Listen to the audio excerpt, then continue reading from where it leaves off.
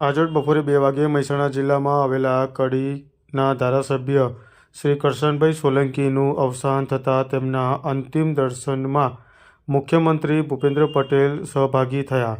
સ્વ કરશનભાઈ સોલંકીની શ્રદ્ધાંજલિ અર્પણ કરી શોક સંતપ્ત પરિવારને સાંત્વના પાઠવતા મુખ્યમંત્રી આજરોજ કડી ધારાસભ્ય કરશનભાઈ સોલંકીનું માંદગીના કારણે વહેલી સવારે અવસાન થયું હતું.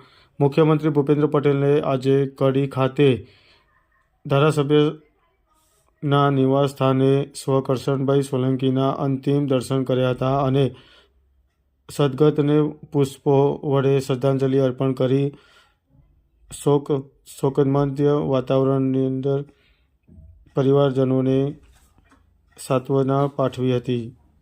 તેમને ઊંડા શોકની લાગણી વ્યક્ત કરી દિવગત આત્માને ચિર શાંતિ આપે પ્રાર્થના કરી હતી. સ્વ કરશનભાઈ સોલંકીનું સાદગીભર્યું જીવન લોકોને હંમેશા યાદ રહેશે.